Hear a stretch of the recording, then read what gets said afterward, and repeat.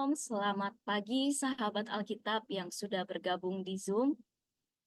Semoga sahabat Alkitab pada hari ini sehat-sehat ya, karena kita akan melaksanakan webinar Tangkal Hoax pada hari ini. Sekali lagi selamat datang. Perkenalkan, saya Kenia Dani.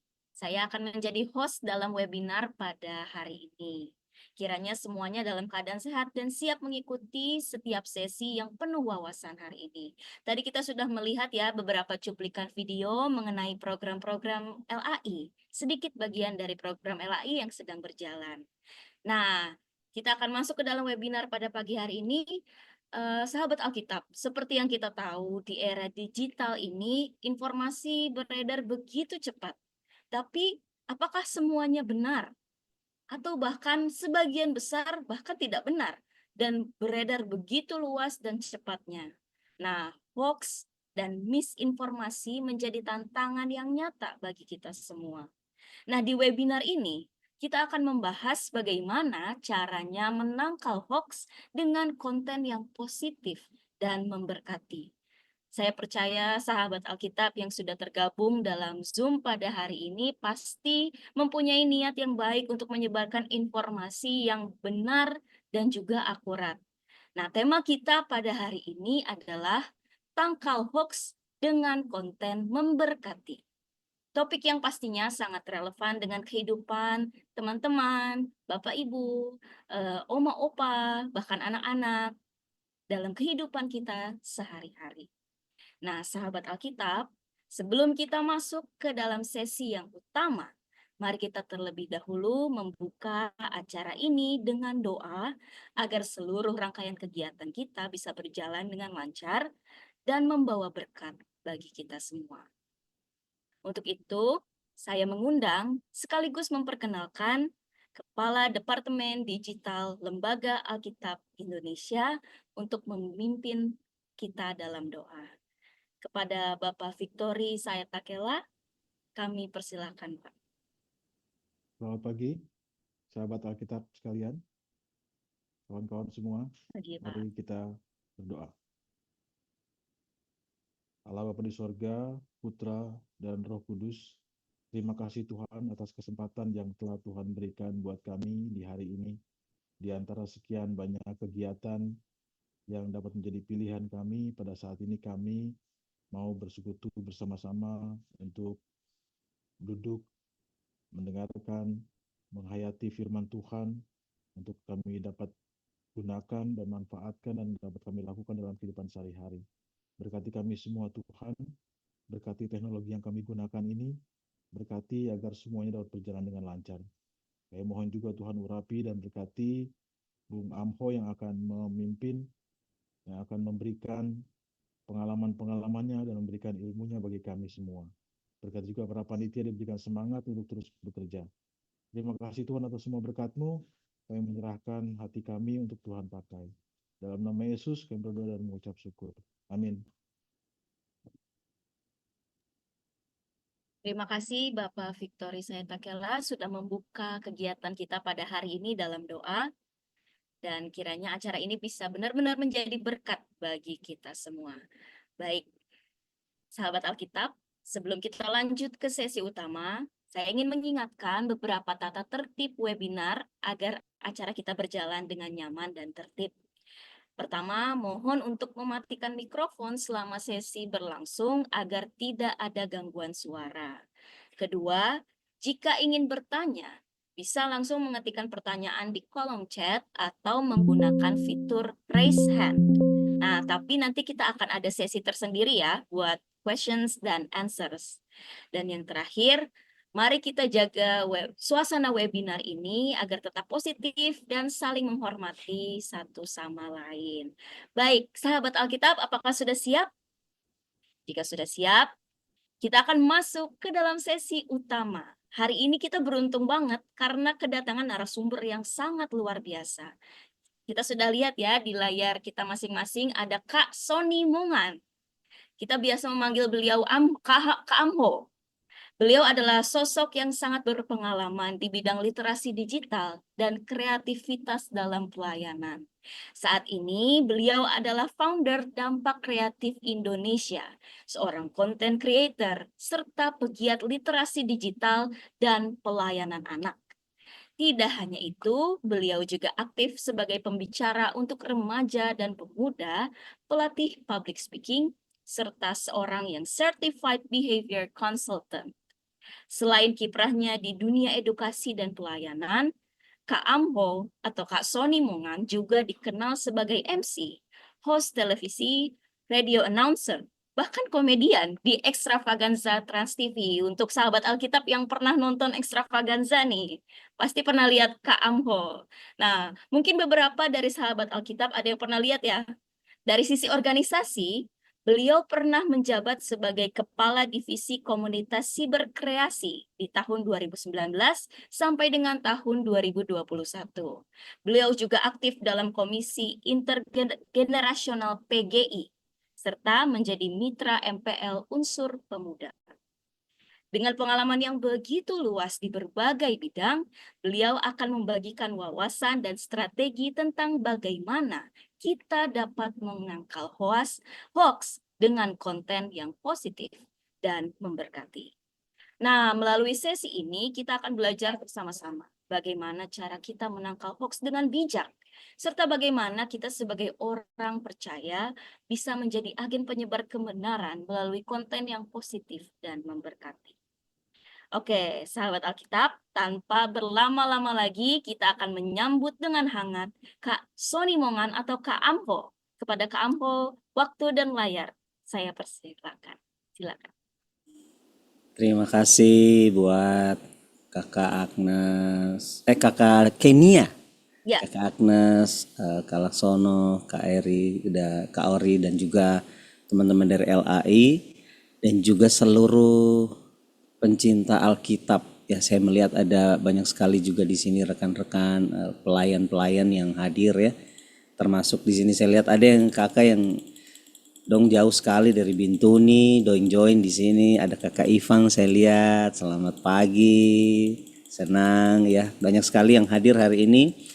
Meskipun saya dengar pendaftaran ada kurang lebih 7.800.000 orang ya, cuman tidak bisa menampung kita punya ruang Zoom hari ini, jadi nggak apa-apa ya. Jadi kita yang bisa hadir hari ini bersyukurlah. Tapi jangan khawatir, sepertinya nanti ini akan ada rekamannya yang akan di-share. Jadi bersyukurlah yang hadir pada pagi hari ini. Terima kasih untuk perkenalannya. Senang sekali saya bisa join. Saya izin sambil saya share screen supaya kita langsung saja. Mohon maaf kalau saya tidak bisa menyapa satu-satu karena banyak sekali yang hadir hari ini. Oke, baik. Seperti kita ketahui hari ini kita akan bicara soal bagaimana kita menangkal hoax ya, bagaimana kita belajar jadi orang-orang yang jangan jadi tukang bohong ya.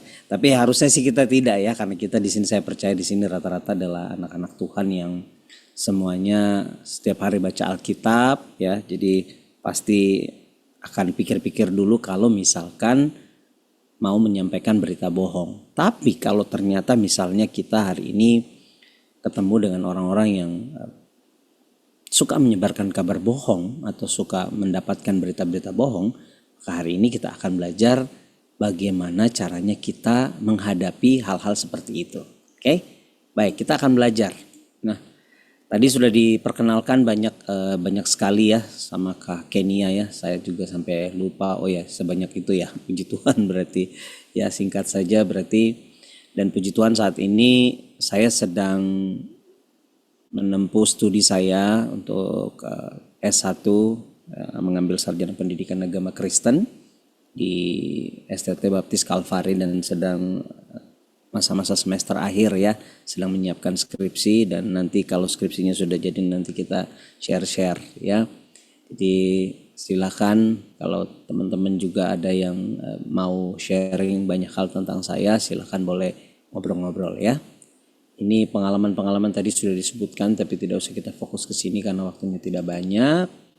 Ini pengalaman narasumber saya. Nah, ini silakan dilihat ini sosial media saya. Ini sebenarnya kalau ada yang bilang ini kok data pribadi di share-share, ini bukan data pribadi, itu memang nomor chat saya. Kalau misalkan Bapak Ibu butuh sharing, ngobrol, banyak hal kita boleh komunikasi di nomor saya. Nomor yang paling atas itu hanya untuk kalau ada yang mau berdonasi. Ya, jadi itu meminta nomor rekening ya, atau misalnya tiba-tiba Tuhan gerakkan habis baca Alkitab, itu boleh ke situ ya. Atau misalkan mau membantu pelayanan-pelayanan yang ada atau mengundang saya sebagai MC atau acara apapun, boleh hubungi nomor yang paling atas. Ini sosial media saya, tidak usah di-follow kalau tidak tahu diri ya. Itu silakan di-follow, silakan di-subscribe, kita bantu sama-sama konten-konten yang bijaksana, kita konten-konten positif ya, supaya bisa belajar bareng-bareng. Baik, kita langsung masuk ke sesi kita belajar soal tangkal hoax dengan konten memberkati. Saya melihat di sini ada banyak sekali peserta, jadi kalau memang bisa silakan dinyalakan kameranya ya, supaya saya tidak sedang berbicara dengan kotak hitam ya atau black box ya, karena banyak sekali yang hanya muncul namanya. Tapi nggak apa-apa kalau mungkin lagi sibuk, ada yang mempersiapkan, apalagi mau mempersiapkan untuk menyambut Idul Fitri ya, karena pasti sibuk yang punya toko, yang punya perusahaan atau apapun ya. Atau mungkin lagi menikmati libur di rumah, silakan boleh join ngobrol-ngobrol. Bicara soal hoax, kalau kita perlu waspada bahwa kita ada di era yang namanya the post-truth era, di mana banyak sekali kita bisa melihat kebohongan itu bisa menyamar menjadi kebenaran dengan cara memainkan emosi dan juga perasaan yang kita punya. Nah, ini yang berbahaya dari the post-truth era ini. Jadi teman-teman pasti sering banget melihat banyak sekali kegiatan-kegiatan atau banyak sekali informasi-informasi yang bermunculan, dan itu rata-rata berisikan informasi-informasi yang belum tentu benar.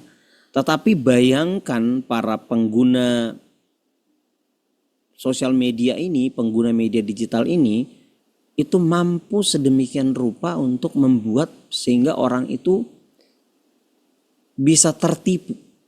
Ya, dan kebenaran-kebenaran itu bisa akhirnya melihat kita, wow, kita jadi, oh ternyata seperti ini ya, oh benar ya. Apalagi kalau dapat kiriman di grup WhatsApp ya, paling sering kita lihat ya, dapat kiriman dari grup WhatsApp gitu. Makan kulit jeruk setiap hari dapat menyembuhkan penyakit ini. Nah, apalagi kalau orang yang sedang dalam kondisi sakit, itu bisa saja langsung percaya.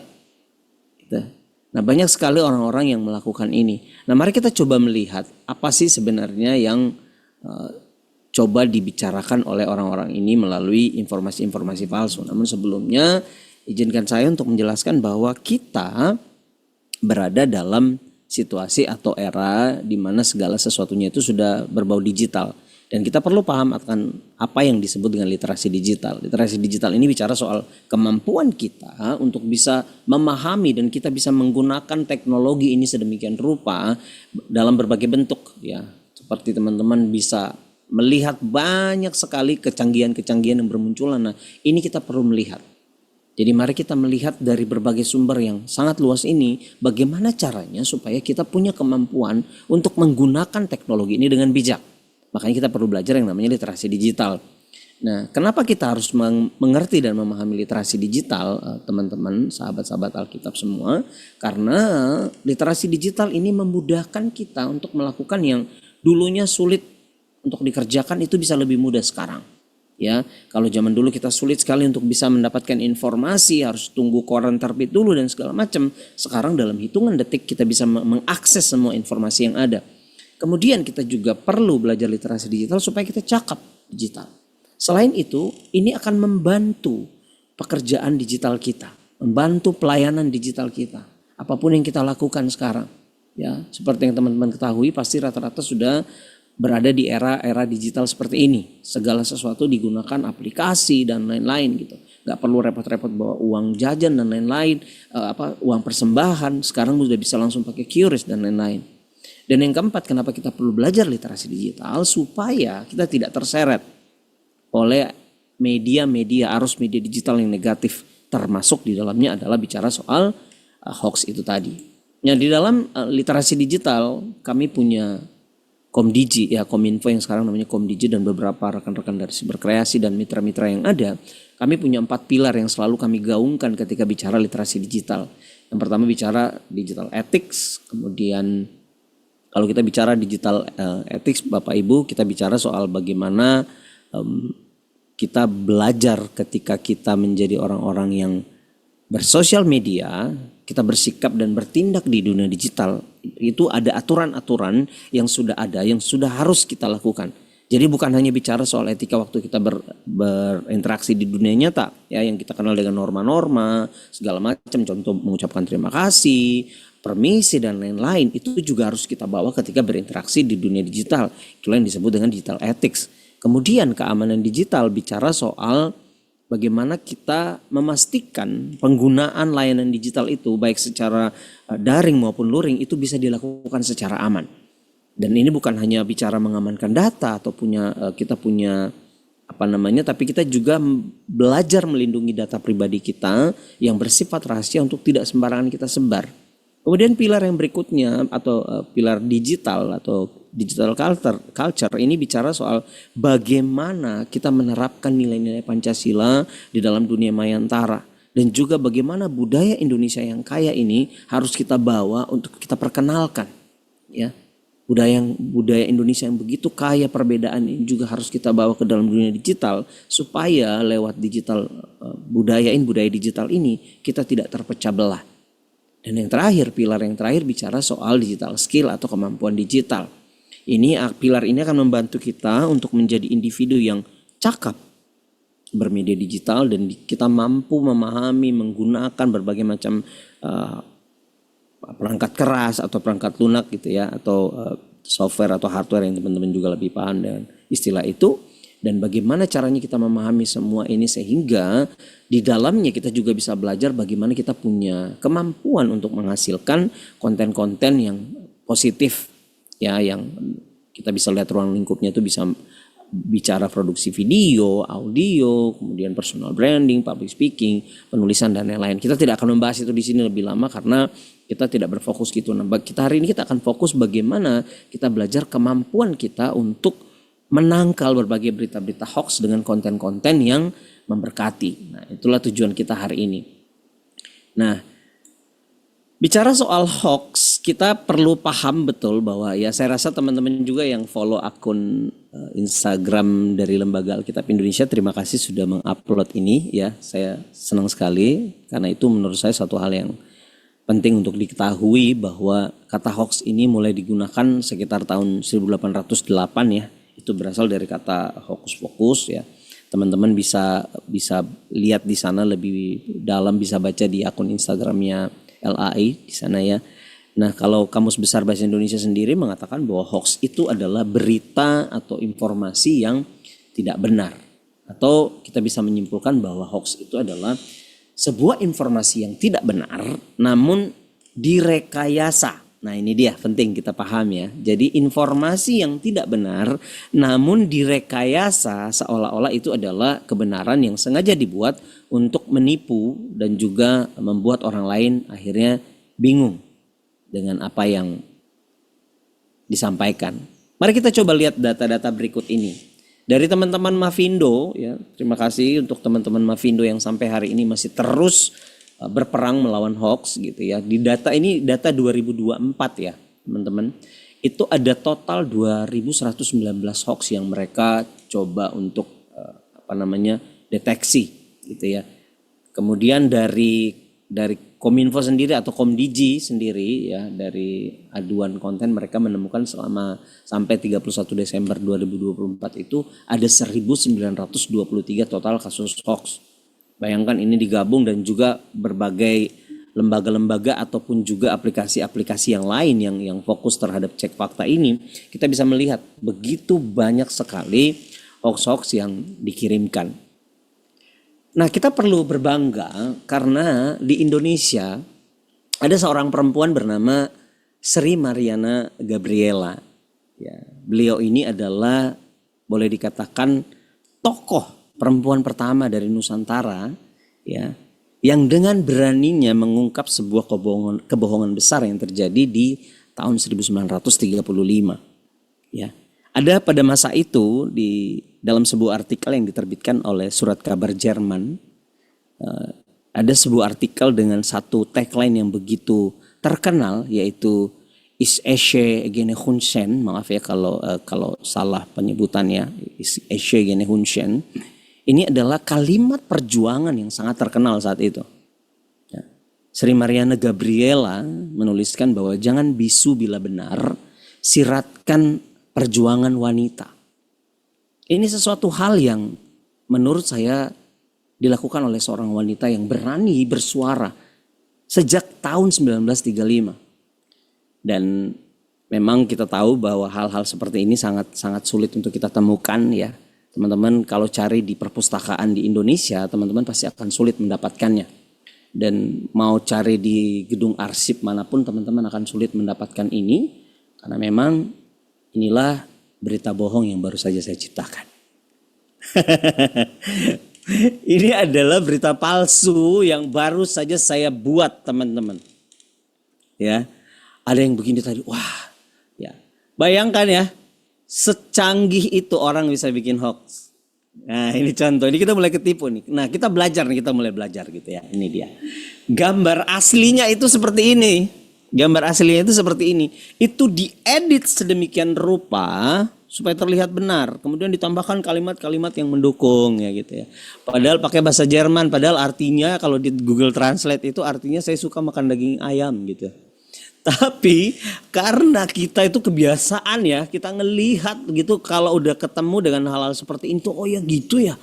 Wow gitu, tiba-tiba semua orang menjadi bangga gitu, padahal konten yang mereka terima itu selama ini adalah konten bohong. Gitu ya. Dan langsung percaya. Hebatnya saya bilang hebatnya adalah banyakkan orang begitu dapat konten ini karena dia nggak mau kalah, maka dia akan langsung share itu duluan di grup-grup yang ada gitu ya, langsung dibagikan. Jadi hati-hati. Nah sama dengan ini, teman-teman kalau lihat ini masih sebenarnya ini video lama ya, tapi nggak apa-apa ya. Ini sekali lagi tidak ada unsur politik di dalamnya ya. Saya cuma memberikan contoh saja. Coba cek ya. 女士们、先生们，我曾经是一个商人，长大22年之久。我不惜填表，觉得 Keren ya, canggih ya. Pada saat waktu masih menjabat, Presiden Jokowi itu bisa berbahasa Mandarin. Gitu. Padahal teman-teman ini adalah palsu. Ini berita palsu. Ya ini berita palsu yang dibuat menggunakan AI. Nah, ini saya sarankan teman-teman, ini saya kasih tunjuk situsnya bukan untuk bikin konten hoax ya, tapi coba lihat ini hanya untuk kalau yang ada konten kreator gitu, kalian bisa bikin konten-konten lucu di sini. Jadi ada banyak sekali teman-teman bisa dapatkan suara-suara di sini. Ada suara Donald Trump, ada suara Adolf Hitler, Joko Widodo, kemudian ada berbagai tokoh-tokoh ada di sini. Ini hanya buat mereka yang ingin bikin konten ya. Konten-konten lucu ya, please, konten lucu, jangan konten-konten bohong ya. Jadi kalau teman-teman mau, saya izinkan ini melihat supaya teman-teman belajar untuk oh ini dia, hati-hati. Jadi tidak semua yang teman-teman lihat itu adalah asli gitu ya. Nah, makanya tiba-tiba langsung di share gitu, katanya dapat informasi apa langsung di share, padahal belum tentu itu adalah sesuatu yang benar gitu. Nah, ada beberapa jenis-jenis gangguan informasi yang kita perlu pahami teman-teman ketika berinteraksi di dunia digital. Ini adalah beberapa jenis gangguan informasi yang dibuat ya. Saya mengambil materi ini dari teman-teman saya di Mavindo. Ini penting itu kita pelajari karena kita perlu paham bahwa ada beberapa informasi-informasi hoax atau informasi-informasi bahwa sebenarnya tidak selalu informasi itu adalah palsu. Contoh kita bicara misinformasi. Ini bicara soal informasinya salah, tetapi orang yang membagikannya percaya itu benar, gitu ya. Jadi sekali lagi informasi itu hadir bisa saja tidak ada niat jahat tertentu, ya. Untuk mereka menyebarkan itu tidak ada niat jahat. Cuman dia paham itu adalah sesuatu yang benar. Tapi ternyata itu informasi yang salah. Nah, berbeda dengan disinformasi. Kalau disinformasi itu adalah informasi yang salah. Tapi orang yang membagikannya udah tahu itu salah. Nah bedanya tadi misinformasi tadi, dia nggak tahu sebenarnya itu salah. Jadi nggak ada niat jahat. Tapi dia share aja padahal itu informasi yang salah. Sedangkan disinformasi adalah dia tahu itu salah. Memang ada unsur kesengajaan. Ya inilah yang sering disinformasi ini yang sering kali kita lihat banyak sekali berita-berita yang dipotong-potong gitu ya. Kemudian banyak sekali hal-hal yang kita lihat di timeline dan segala macam berbeda dengan isinya. Nah yang berikutnya yang ketiga ada yang namanya malinformasi. Malinformasi ini punya unsur kebenaran ya. Dia benar baik dalam penggalan atau keseluruhan fakta objek gitu. Tapi disajikan atau dikemas sedemikian rupa supaya ini tujuannya untuk merugikan ya. Baik itu untuk pihak lain gitu. Nah, kalau teman-teman mungkin penasaran seperti apa, saya akan coba kasih tunjuk videonya dari teman-teman Mavindo dan Cek Fakta itu bikin video tentang malinformasi itu seperti apa, dan inilah yang paling sering terjadi ketika kita tidak berhati-hati bermedia digital. Inilah yang terjadi ketika data pribadi kita itu bisa diambil oleh orang lain. Hey Serena, Yeah, what you got in your bag? it's my new heels for graduation.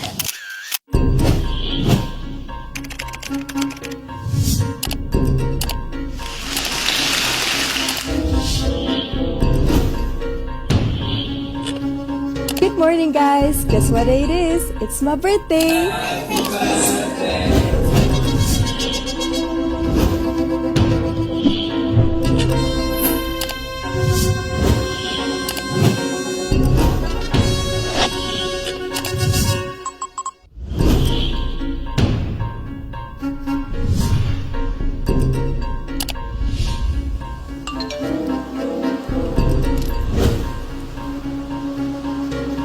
Hey, where are these charges coming from?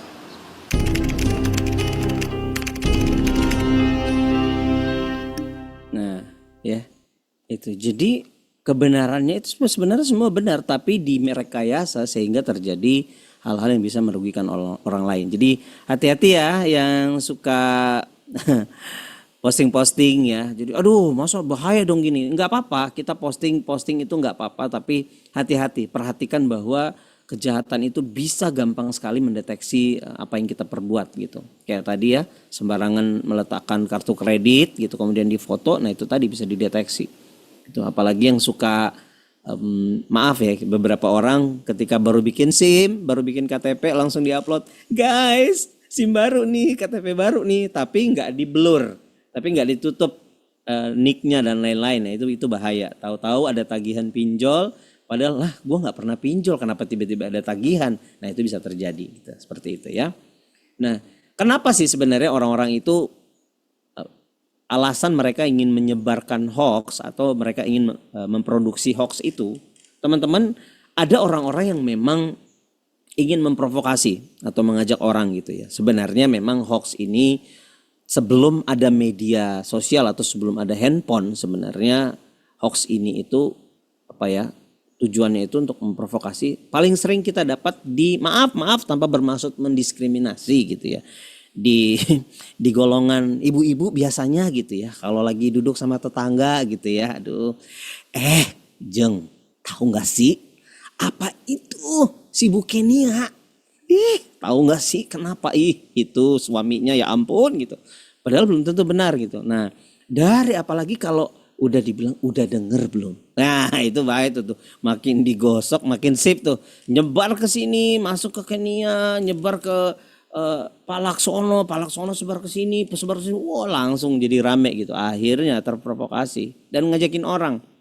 Nah kalau biasanya kalau hoax juga bermunculan itu di era-era politik ya, itu untuk tujuannya keuntungan politik di era-era pilkada ataupun juga pemilu, itu biasanya muncul nih hoax-hoax politik gitu. Ada juga yang tujuannya untuk keuntungan ekonomi, tapi ada juga yang iseng gitu. Ada yang iseng. Nah, seperti yang saya bilang tadi, ada juga orang yang pengen jadi orang yang paling pertama atau paling update gitu ya. Gitu, tiba-tiba mohon belum dibaca jelas gitu. Ya, kalau ini ya, kalau saya tuh sering lihat di grup sekolah karena saya juga banyak teman-teman di muslim ya. Sebenarnya kan kata innalillahi wa innalillahi rajiun itu kan sebenarnya tidak selalu soal ada yang meninggal ya. Ada juga bentuk kalau mereka bencana atau apa gitu, tiba-tiba innalillahi innalillahi rajiun di atas gitu. Padahal di bawahnya itu terjadi bencana apa gitu. Terus yang baca pertama kali itu nggak dibaca full gitu. Padahal mah orangnya nggak meninggal gitu, langsung di-share. Ya tuh kemarin baru ketemu dia loh, kok udah begini, tersebarlah hoax. Wah si Jackie Chan meninggal, si ini meninggal gitu ya. Padahal kabarnya bohong gitu. Itu karena pengen terlihat yang paling update, padahal sebenarnya belum ngecek kebenarannya.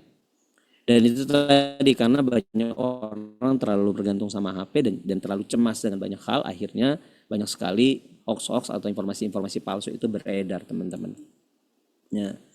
Dampak dari hoax bisa terjadi perpecahan ya, terjadi sebuah kebingungan yang mengakibatkan sesuatu hal yang bikin orang jadi buyar, bikin orang takut gitu ya. Kemudian mari, yang saya jujur sering lihat dan menyedihkan kadang-kadang ya, mari kita berdoa untuk bangsa ini, kirimkan ini ke 10 orang, kalau engkau tidak kirimkan ke 10 orang maka bangsa ini akan mengalami kecelakaan. Ya ampun, doanya jelek banget ya gitu ya. Faktanya itu akhirnya orang jadi sulit percaya gitu gara-gara sering ngirim hoax gitu. Ngirim hoax gitu. Katanya Kak Pendeta Asmoro itu orangnya ganteng gitu. Misalkan gitu dikirim gitu. Padahal itu enggak hoax loh, itu asli gitu ya. Akhirnya orang jadi sulit percaya, masa sih gitu ya, padahal mah enggak gitu ya. Sering banget. Kemudian itu juga bisa membuat reputasi atau nama baik orang itu jadi jelek. Dan akhirnya banyak juga berita-berita hoax itu akhirnya menyebabkan korban jiwa. Contohnya tidak bisa kita pungkiri ada beberapa kasus-kasus hoax yang disebarkan sedemikian rupa membuat beberapa korban itu akhirnya bunuh diri. Gitu ya. Jadi kita perlu berhati-hati. Nah, ini beberapa informasi yang muncul ya gara-gara dan yang menjadikan adalah bukan hanya kalangan orang-orang dewasa, tapi rata-rata semua kalangan juga ada. Bahkan ada oknum guru, oknum ASN, bahkan ada pelajar gitu, itu harus ditangkap karena menyebarkan berita-berita bohong ya. Nah ini yang sering kita lupa gitu, bahwa banyak sekali kegaduhan yang terjadi di bangsa kita itu karena ulah segelintir orang yang nggak berhenti menyebarkan informasi yang salah. Tapi banyak juga orang yang sebenarnya nggak ngerti apa-apa, itu akhirnya ikut menyumbang rusuh. Karena dia tidak memeriksa lebih dulu, dia nggak cek dulu. Begitu dapat langsung diteruskan. Nah ini yang mengakibatkan akhirnya banyak dari kita akhirnya itu tadi menjadi penyebar-penyebar hoax tanpa kita sadari. Gitu. Nah hari ini coba kita lihat.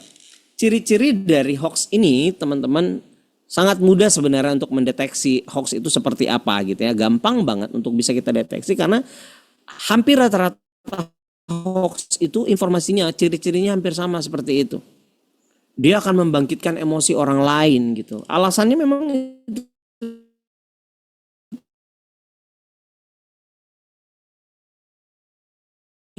saya takela gitu. Wah, padahal informasinya adalah jangan lupa setiap pagi makan kulit jeruk agar terhindar dari kanker. Wah, orang lihatnya kan itu terhindar dari kanker, terhindar dari darah tinggi. Apalagi di situ ada profesor dokter, dari rumah sakit ini. Nah kita nggak lihat sumber informasinya itu jelas apa enggak. Dan rata-rata isinya itu menyembunyikan fakta. Ya, dan yang saya bilang tadi, minta diviralkan. Viralkan, sebarkan ke 10 orang temanmu. Kalau enggak engkau akan melihat terjadi bencana besar hari ini. Ya Tuhan. Nah ini dia nih. Tujuannya seperti itu. Nah kita perlu berhati-hati. Nah saya mengajak melalui webinar ini bersama Lembaga Alkitab Indonesia. Kita belajar menjadi orang-orang yang mengerti dan menjadi pahlawan hoax. Ya, gimana caranya? Sebenarnya yang saya bilang tadi, bahwa berita palsu itu tersebar bukan hanya karena banyak orang jahat yang sengaja menyebarkan, tapi karena banyak orang baik yang tidak berbuat apa-apa. Karena banyak anak-anak Tuhan, banyak orang-orang Kristen, akhirnya informasi-informasi ini tersebar ke dalam jemaat, disebarkan oleh jemaat. Karena itu tadi, banyak yang tidak berbuat apa-apa, diam aja. Aduh sudahlah, maklumi aja. Nggak bisa kita maklumin. Ketika itu hati-hati, ketika itu berbahaya, mungkin menurut kita dimaklumi, tapi buat mereka yang mungkin maaf gitu, gaptek atau memang yang kurang informasi itu bisa mempercayai berita-berita seperti itu. Nah, apa sih yang harus kita lakukan ketika kita mendapatkan sebuah informasi gitu. Nah, yang bisa kita lakukan yang pertama kali adalah kita lakukan 3 langkah verifikasi. Yang pertama yang saya bilang tadi, periksa sumbernya, ya. Kebanyakan dari kita suka malas periksa URL-nya. Ya, URL tahu ya, HTTP-nya itu, www-nya itu kita suka malas untuk periksa gitu. Kita suka malas periksa itunya. Ya. Kayak contoh ya pernah tersebar gitu. kominfo.co.id. Wah, ini berita benar nih. Ini soalnya asli dari Kementerian Komunikasi. Padahal bukan Kominfo. Karena kecil ya. Oh ya, Anda berhasil mendapatkan hadiah uang tunai ya dari www.bri.blog.com. Nah, itu udah jelas salah. Nah, ketika lihat sumbernya, judulnya juga kadang-kadang kita harus curiga. Kita nggak boleh sembarangan. Kita harus bersikap skeptis terhadap judul-judul yang kita terima gitu. Ya. Karena pengaruh ini terjadi ini, karena ini terjadi ini dan lain-lain. Nah, itu sesuatu hal yang sebenarnya kita perlu hati-hati. Curiga sama judulnya. Ini judulnya kok nggak masuk akal ya. Gitu ya. Setelah lama melayani di Kalimantan, begini nasib pendeta Asmoro sekarang itu. Orang kan langsung lihat, wah kenapa gitu, ada apa ya gitu. Langsung buru-buru, padahal kan belum tentu. Padahal begini nasibnya sekarang, orang kan mikirnya begini nasibnya sekarang selalu negatif ujung-ujungnya. Padahal begini nasibnya sekarang, pulang dari Kalimantan makin ganteng beliau. Gitu ya. Begini nasib Melvini Mailan sekarang setelah makan mie ayam di samping rumahnya. Gitu. Orang kan langsung mikir, wah ada apa ini? Habis makan mie ayam, wah mie ayam, jangan makan mie ayam samping rumahnya ini ya Mevini ya, kenapa itu bahaya gini. Padahal nasib Mevini setelah makan mie ayam kenyang. Kan beritanya seperti itu gitu loh. Ya nah kita perlu hati-hati gitu. Jadi kita perlu ngecek ya. Kalau ada judulnya diperiksa baik-baik gitu ya. Kemudian periksa pembuatannya. Kapan, tanggalnya. Jadi jangan asal-asal gitu. Ya. Kadang-kadang suka ada kalau kita bilang cinta lama bersemi kembali gitu. Ada juga bilang bahwa berita lama muncul kembali gitu. Hoax-hoax yang sebenarnya sudah lama, informasi-informasi lama dimunculin lagi, rame lagi, segala macam akhirnya itu tadi. Dan jangan lupa perhatikan gambar-gambar yang ada di sekitarnya. Apa yang terjadi di situ ketika kita memposting sesuatu atau mendapatkan informasi. Kemudian yang berikutnya kita coba tes ya, latihan. Coba di chat. Kira-kira apa yang salah dari informasi ini? Coba dicek gambarnya, lihat. Terus komen di kolom komentar di sini di kolom chat. Kira-kira apa yang salah dari informasi ini? Coba kita lihat. Nanti kalau kalian bisa menebak, kalian akan dapat voucher dari Kak Kenia. Voucher makan cendol ya di dekat rumah Kak Kenia. Oke, Detik ya oke.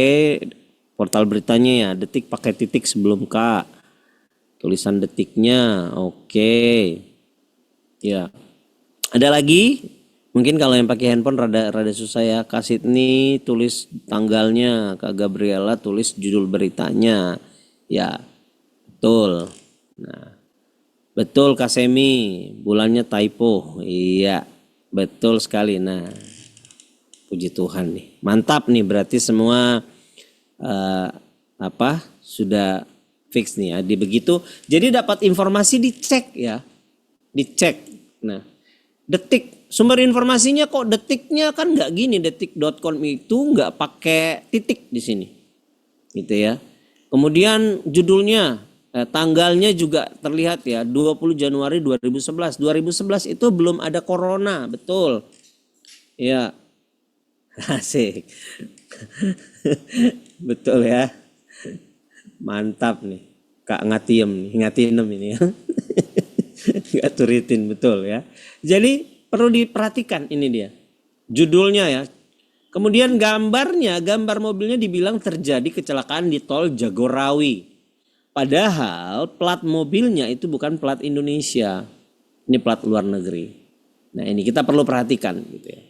Ketika ada informasi-informasi, gambar-gambar atau berita yang kita dapatkan, hati-hati. Meskipun sekarang banyak sekali editan ya, banyak sekali AI yang sudah dibuat gitu. Tapi itu tadi teman-teman harus bijak melihat gitu. Nah, makanya dibilang tadi periksa gitu ya.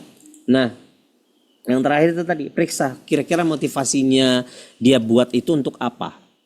Kalau isinya hal negatif dan perpecahan itu patut dicurigai. Itu jangan di-share.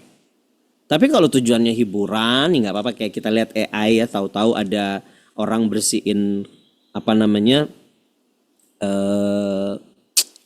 bersihin baksil di tubuh ikan, bersihin soal itu kan video-video AI. Nah itu kan tujuannya menghibur gitu. Tapi kalau tujuannya udah provokasi, tujuannya udah fitnah, itu udah. Ya kecuali kalau misalkan tiba-tiba teman-teman dapat kabar berita bahwa ternyata kegantengan Kak Amo itu seperti artis Korea, nah terserah itu dikembalikan ke masing-masing. Mau menganggap itu fitnah atau kebenaran itu dikembalikan ke masing-masing gitu ya. Tapi kalau udah tujuannya negatif, perpecahan, provokasi, fitnah, please jangan disebar. Stop gitu ya. Jadi periksa motivasinya. Kalau tujuannya menghibur kayak gini nih contohnya nih. Ya. Dapat informasi, dapat berita gitu. Penyanyi internasional Rihanna membuka usaha tempe di depan Bandara Maumere misalkan gitu. Kalau kita lihat wah gambarnya lucu banget ya gitu. Rihanna bikin tempe atau petinju legendaris resmikan usaha batu akik Tyson di Kabupaten Sika Maumere misalkan gitu. Ini hal-hal seperti ini wah ini bohong nih, palsu nih, kemudian mulai marah-marah, jangan sebar-sebar berita palsu. Ini tujuannya untuk menghibur. Lihat inisial siapa yang membuat ini. Oh, lihat inisial di gambarnya. Konten kreator ini senang untuk membuat konten-konten editan untuk menghibur. Kalau tujuannya menghibur sekali lagi nggak apa-apa. Jadi kita nikmati saja. Tapi nggak perlu percaya. Oh ini lucu-lucuan. Oh ini seru-seruan gitu untuk menghibur. Nah, seperti yang saya bilang tadi. Kalau motivasinya menghibur silakan dinikmati. Boleh disebar. Tapi jangan disebar ditambah-tambahin bumbu-bumbu sampai akhirnya itu tadi. Ya kacau semuanya. Nah kemudian untuk berikutnya yang bisa kita lakukan ketika menemukan informasi-informasi palsu setelah kita verifikasi, teman-teman juga bisa melakukan dengan menggunakan alat-alat untuk periksa fakta. Seperti bisa dicek keaslian tulisannya, fotonya, video dan lokasinya yang saya bilang tadi seperti itu. Ya, izin ya. Kalau itu bukan hoax, itu memang dia lewat jualan tahu itu ya. Ada yang jualan tahu itu enggak hoax, itu beneran tahunya. Ya silakan lewat bang. Ya silakan dilihat. Sekarang ya biasanya teman-teman pasti rata-rata menggunakan Google ya. Tapi sekarang tergantung wilayah. Ada juga yang masih pakai Yahoo, ada yang Yandex, ada yang Bing atau Baidu atau dan juga mesin-mesin pencarian yang lain gitu. Dan masing-masing mesin pencarian ini punya fitur-fiturnya masing-masing yang teman-teman bisa pakai untuk cek kebenaran, keaslian dari fakta yang ada gitu ya. Gitu. Teman-teman bisa gunakan seperti Google ya. Di Google ada namanya Google Reverse Image gitu atau Google Lens untuk mencari tahu berita ini benar atau tidak, keaslian gambarnya seperti apa, atau bisa gunakan keywords gitu ya di mesin pencarian untuk ngecek keaslian daripada gambar itu seperti apa, atau bisa menggunakan Google Maps kalau mau tahu kebenaran lokasinya seperti apa. Itu bisa teman-teman lihat di situ. Atau teman-teman juga bisa melaporkan ke berbagai kanal-kanal pengaduan atau platform yang memang berfokus untuk memberantas yang namanya hoax. Termasuk kakak-kakak saya, teman-teman saya di Mavindo, mereka cek fakta ya, mereka teman-teman bisa akses cekfakta.com ini gitu ya. Di sini banyak sekali berita-berita yang teman-teman bisa lihat. Jadi ketika dapat informasi, oh ini ya informasinya ya. Oh boleh. Nanti kita cari tahu gitu. Jadi jangan langsung percaya. Nah, saya kalau nggak salah nanti kita akan ada grup bersama. Nah, nanti di situ juga teman-teman bisa saling share. Ini benar nggak ya? Nah, sambil saya juga nanti akan bisa forward karena hampir setiap hari itu ada teman-teman dari Mavindo, teman-teman dari masyarakat anti fitnah itu akan memberikan laporan-laporan ini, berita ini hoax nih untuk hari ini yang terdeteksi hari ini gitu ya. Jadi memang perlu waktu yang panjang untuk mengklarifikasi, makanya kalau kita belum yakin dan tidak tahu benar-benar siapa yang mengirimkan, itu kita perlu berhati-hati. Bahkan maaf ya gitu, ada orang yang gini, yang kirim soalnya itu kan pendeta saya gitu. Masa pendeta saya bohong? Bukan. Mungkin pendetamu nggak bohong, tapi itu tadi karena pendetamu tidak memahami, tidak tahu kebenarannya, itu di-share. Nah, itu bisa terjadi. Ya, jadi jangan mengatakan wah karena dia hamba Tuhan, nggak mungkin dong hamba Tuhan dia share kabar bohong. Enggak.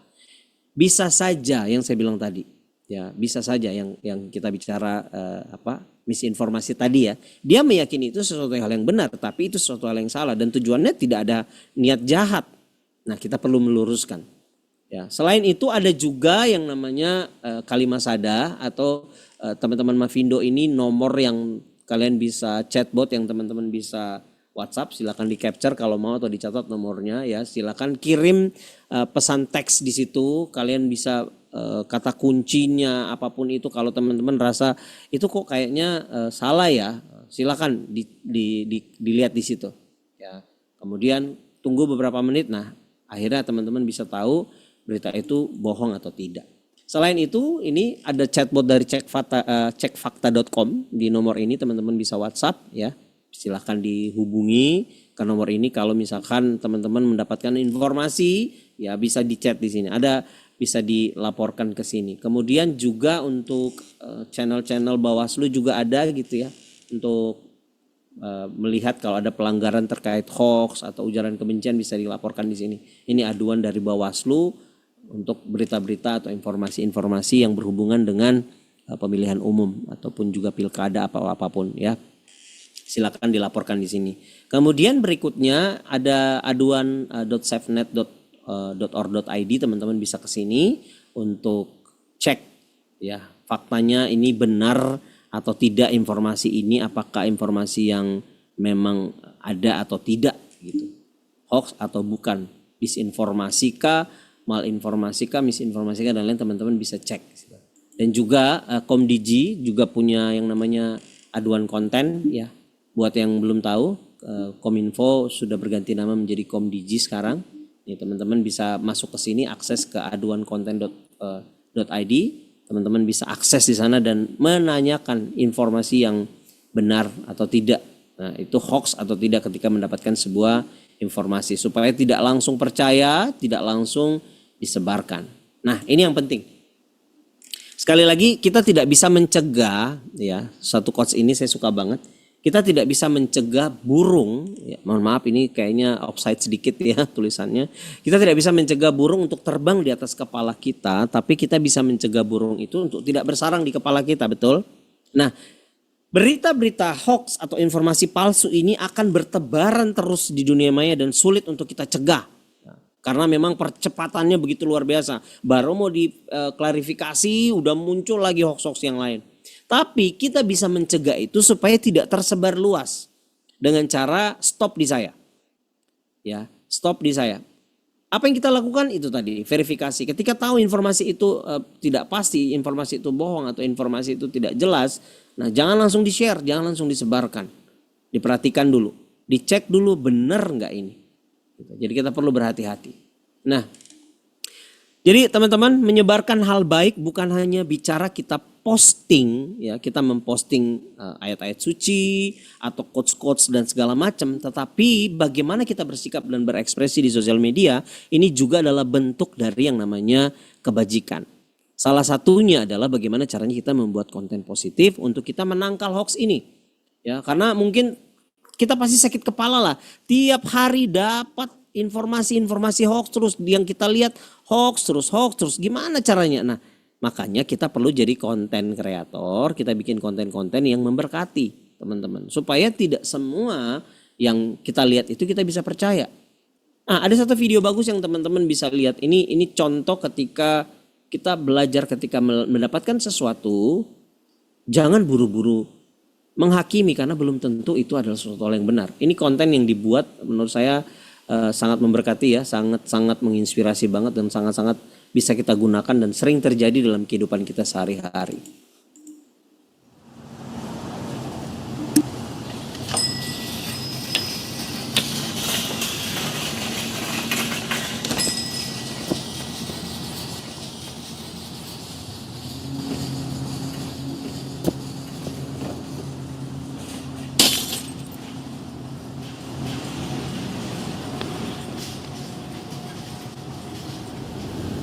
Sekilas terlihat. Yakin Nah, itu lo, benar. ya kan? Langsung dah. Itu langsung kesebar itu. Wah, saya melihat padahal Mas Bill Rewah itu tujuannya mau menyumbang ya. Cuma nggak sengaja masuk kecemplung di kotak amal tangannya. Wah, langsung lewat ibu-ibu yang luar biasa atau lewat siapapun netizen yang tidak bertanggung jawab direkam. Wah, langsung diteriakin. Mas Bill Rewah pulang dengan muka lebam. Padahal dia nggak salah. Ya, jadi itu sesuatu hal yang harus kita hati-hati gitu. Atau bisa terjadi ya, karena hal-hal seperti itu tuh kita jarang sekali mencari tahu informasinya. Nah kita juga bisa bikin konten-konten yang tujuannya itu untuk mengingatkan orang lain. Ya, seperti ini konten sederhana yang saya buat hanya menggunakan handphone, hanya menggunakan aplikasi sederhana gitu. Jadi nggak harus pakai kamera canggih ya. Kalau prover lebih bagus lagi. Tapi kalau misalkan baru punya modal handphone, bisa bikin konten-konten singkat seperti ini. Kabar Rika, kata baik hari ini kakak. Saya jengkel sekali kalau saya kasih tegur orang yang sembarangan kirim di WA, sembarang kirim informasi pesan begitu, kita kasih tahu baik-baik, dia bilang, saya kan cuma copy paste saja. Hei, kalau kau sudah tahu itu tidak benar, itu belum tentu benar, pesannya belum tentu benar, jangan kau sembarangan sebar. Kalau kau malas verifikasi, kau malas cek itu berita benar atau tidak, kau jangan sembarangan. Berita-berita bohong, informasi-informasi bohong tersebar bukan hanya karena ada orang tidak bertanggung jawab yang sengaja sebarkan, tapi karena banyak orang baik yang juga dia sembarangan, dia tidak periksa dulu, dia malas periksa. Jangan sembarangan kirim berita-berita yang kau tidak pasti, apalagi di situ sudah dituliskan, diteruskan berulang-ulang. Jangan sembarangan kirim-kirim. Jangan sampai kau jadi salah satu penyebar berita bohong gara-gara kau malas periksa itu berita benar atau tidak. Tidak usah kirim-kirim, kopas-kopas, periksa dulu. Ya, konten sederhana ya. Jadi atau bisa juga teman-teman posting ayat-ayat Alkitab atau apapun itu konten-konten yang teman-teman bisa buat gitu. Jadi sekali lagi, media digital itu bisa jadi alat penyejuk ketika isinya adalah hal-hal yang positif, kata-kata motivasi, konten lucu yang menghibur gitu ya. Tapi itu juga bisa jadi virus berbahaya ketika isinya berisi hal negatif, pornografi, berita bohong dan juga ujaran kebencian. Oke, jadi kita perlu benar-benar berhati-hati teman-teman. Kita perlu melihat dengan bijak segala sesuatu yang kita buat gitu teman-teman ya. Nah, jangan jadikan sosial media sebagai standar kita, pakai standar firman Tuhan supaya kita tidak tersesat. Makanya supaya kita tidak termakan hoax, ya mari kita tangkal berita-berita bohong itu, kalau berita-berita palsu apalagi menyangkut hal-hal yang menyangkut iman kita perlu menangkal itu. Makanya yuk kita baca Alkitab, jangan lupa dibaca Alkitabnya selalu supaya kita tahu, kita paham betul bahwa ketika ada berita-berita khususnya karena kita bicara ini dibuat oleh Lembaga Alkitab Indonesia, ada informasi-informasi yang salah, wah gitu dia. Nah kita harus rajin baca Alkitab. Nah mungkin ada teman-teman yang bilang, aduh kak saya tuh mau baca Alkitab cuma kalau sendiri tuh kayaknya kurang menarik gitu. Jangan khawatir ya. Kalau kamu butuh komunitas untuk baca Alkitab ya, kamu bisa join di komunitas kita. Kamu bisa download aplikasi Member LAI. Di sana ada banyak sekali teman-teman artikel, kamu bisa baca bareng gitu. Atau kamu misalkan mau janjian sama si dia gitu ya. Misalkan ya komitmen daripada kamu sleep call sampai pagi gitu ya. Mending kalian Bible call ya. Bible call setiap hari. Daripada sleep call sampai tengah malam. Habis itu besoknya gak sehat gitu ya. Sekali-sekali Bible call. Gimana caranya? Ini kita punya bareng-bareng. Di Memra LAI ini juga ada komunitas. Kalau mungkin teman-teman punya komunitas, ya kak saya pengen komunitas saya bisa join. Nah teman-teman bisa di sini. Nanti mungkin teman-teman dari LAI yang akan menjelaskan lebih dalam gitu tentang komunitas ini. Jadi kalian nggak boring gitu, punya komunitas untuk baca Alkitab bersama. Dan kalau misalkan mau bikin konten, bingung kak mau konten apa? Kan baca Alkitab tuh panjang gitu. Ada nggak sih Chat GPT untuk saya bisa pakai kalau misalkan saya mau tanya-tanya. Cuman kan Chat GPT kadang-kadang nggak jelas ya kak, kadang-kadang informasinya palsu. Nah jangan khawatir, kita juga sudah punya yang namanya Alin LAI. Nah teman-teman kalau mau cari ide konten tentang firman Tuhan atau apapun itu melalui aplikasi, teman-teman bisa buat Ini Chat GPT-nya boleh dibilang ya aplikasi hampir sama dengan Chat GPT, tapi isinya lebih ke arah firman Tuhan gitu ya. Dipastikan bahwa ini bukan hoax gitu ya, meskipun ini tetap dijawab oleh mesin, kita tetap harus verifikasi lagi, tapi setidaknya bisa dipastikan bahwa ini dibuat oleh Lembaga Alkitab Indonesia. Jadi teman-teman bisa berinteraksi di sana, bisa cari tahu informasi banyak hal di sana, bisa chat gitu, cari ide-ide konten gitu tentang firman Tuhan ya. Misalkan mau cari tahu, aduh saya mau bikin ide tentang cerita anak misalkan gitu, atau bingung gitu karena mungkin selama ini teman-teman hanya taunya hanya satu orang ya, biasanya kan gitu ya, hanya satu orang yang banyak yang taunya satu orang aja yang mengalahkan raksasa di dalam Alkitab. Kita cuma taunya Daud yang mengalahkan Goliat. Padahal sebenarnya kalau kita baca secara detail di dalam Alkitab, bukan hanya Daud yang mengalahkan raksasa, ada banyak loh. Nah, penasaran kan? Nah, karena kita lagi tidak kelas Alkitab, kalian boleh chat di Alin LAI atau nanti boleh baca Alkitabnya di 2 Samuel. Itu banyak sekali di sana yang teman-teman bisa baca. Jadi sekali lagi, mari bikin konten-konten yang memberkati. Tujuannya untuk apa? Orang jahat terus menyebarkan informasi-informasi palsu, tapi kita juga rajin setiap hari menyebarkan kebenaran-kebenaran. Itu yang harus kita lakukan gitu ya. Nah, kalian juga itu terima kasih Kakak Bapak Victory sudah di-share di chat juga, itu kalau bisa diakses di mana boleh di website LAI juga ya. Nah, kita kembali ke kesimpulan bahwa yang berubah itu hanya teknologinya, karakter kita sebagai bangsa Indonesia, sebagai anak Tuhan yang religius, beretika dan punya norma-norma serta penuh sopan santun itu nggak boleh berubah. Terang kita harus kita bawa, terang Kristus itu harus kita bawa ketika kita berinteraksi di media digital, teman-teman ya. Oke, di terakhir ini saya ingin membagikan bahwa dunia digital ini adalah dunia kita sekarang ini. Jadi mari kita mengisinya dan menjadikannya sebagai ruang yang berbudaya, tempat kita belajar dan berinteraksi, tempat anak-anak kita bertumbuh kembang, sekaligus tempat di mana kita sebagai bangsa, sebagai anak-anak Tuhan, sebagai orang-orang Kristen itu hadir dengan martabat, dengan nilai-nilai kekristenan yang harus kita bagikan ketika berinteraksi di media digital gitu. Tidak ada yang aman 100% di dunia digital ya, tapi yang bisa kita lakukan adalah mengurangi resikonya sedapat mungkin, mencegahnya supaya tidak tersebar sebanyak mungkin kepada orang lain seperti itu. Nah, oke. Jadi mari kita bijak sebelum kita mengunggah apapun yang kita ingin upload di media digital ya. Sebarkanlah hal-hal yang baik, jangan pernah menyebarkan informasi palsu, hoax ya, karena begitu konten kita dipublikasikan maka orang-orang akan melihat jejak digital kita dan itu akan selalu berbekas.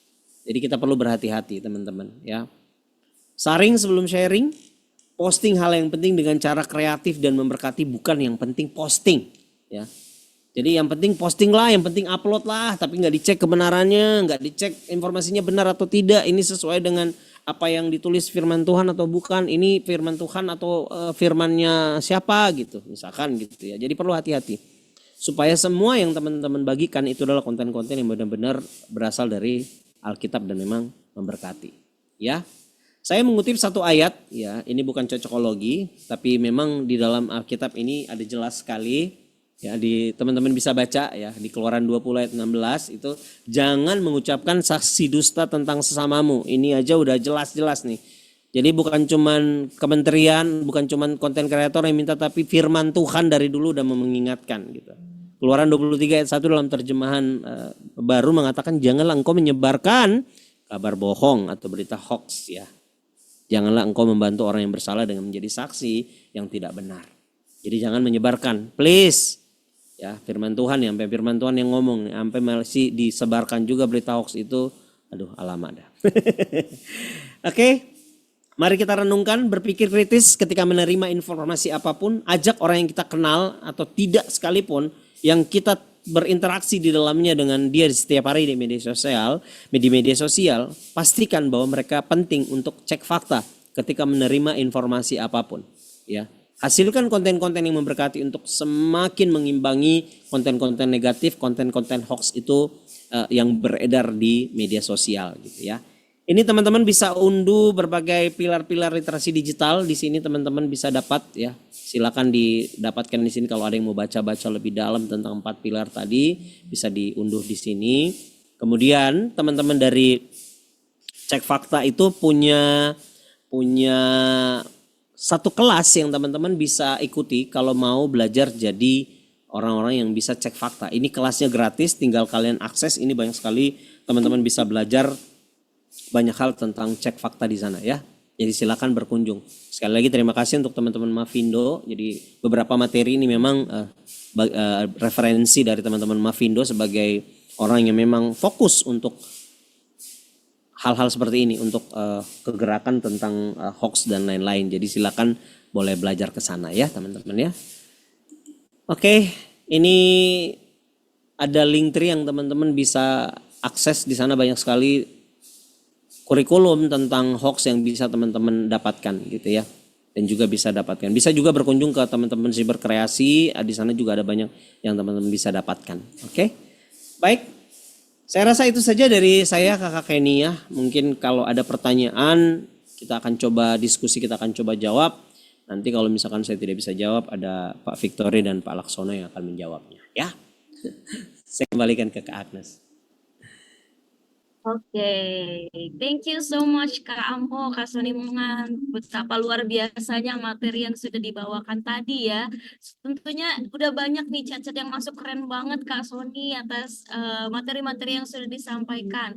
Nah, ada beberapa hal yang saya highlight ya, yang sangat membekas dan menginspirasi saya dari materinya Kak Amho nih ya. Tadi yang pertama itu stop di saya. Nah, sahabat Alkitab jangan lupa nanti kalau misalkan sudah memverifikasi suatu berita yang ternyata hoax, ingat yang bisa kita lakukan adalah memberitahu kalau itu bukan berita benar dan juga stop di saya. Stop di kita ya, jangan disebarkan lagi. Dan yang kedua itu tadi ada suatu quotes ya, ataupun satu kalimat yang disebutkan sama Kak Soni, yang berubah itu hanya teknologinya. Nah, kita sebagai umat Kristen yang bijak ya, apalagi sudah mengikuti webinar pada hari ini, mari kita menjadi sahabat Alkitab yang pintar, sahabat Alkitab yang bijak. Kalau kita hanyalah hamba Tuhan, tapi kita tidak menjadi hamba Tuhan yang penyebar hoax. Nah, teknologi yang berubah, tapi kita tidak berubah. Ada beberapa pertanyaan yang sudah masuk melalui chat di webinar ini. Namun sebelumnya, mari kita menyaksikan iklan satu ini.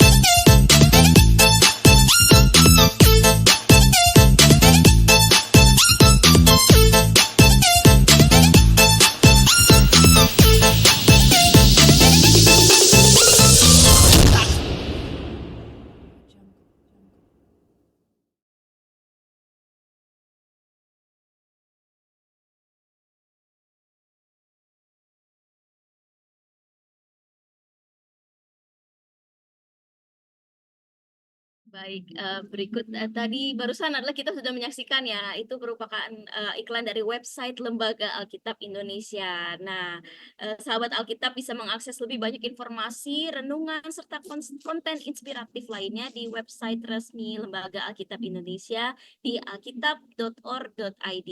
Tadi ada yang sempat nyadar juga ya, itu tadi talent Fakta Alkitab. Wah, ternyata ada sahabat Alkitab yang setia menonton Fakta Alkitab di setiap hari Minggu. Oke, sahabat Alkitab, sekarang kita akan masuk ke dalam sesi yang tidak kalah menarik dan tampaknya sudah ditunggu-tunggu oleh sahabat Alkitab peserta webinar pada hari ini, yaitu sesi tanya jawab atau questions and answers. Ini adalah kesempatan yang sangat baik bagi kita semua untuk berdiskusi langsung dengan Kak Amho, narasumber kita pada hari ini. Nah, sudah ada beberapa pertanyaan yang masuk melalui chat Zoom ya. Namun bagi sahabat Alkitab yang memiliki pertanyaan, silakan ketikkan kembali di kolom chat atau gunakan fitur raise hand untuk bertanya secara langsung. Nah, karena sudah ada yang bertanya, apakah lebih baik saya sebutkan dulu ya pertanyaan yang sudah masuk di kolom chat ya. Ada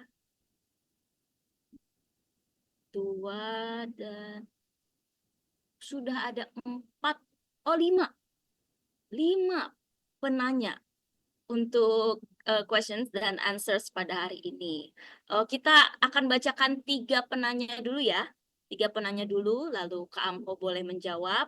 Nanti kalau ada waktu lebih, kita bisa lanjutkan ke sesi pertanyaan yang lainnya.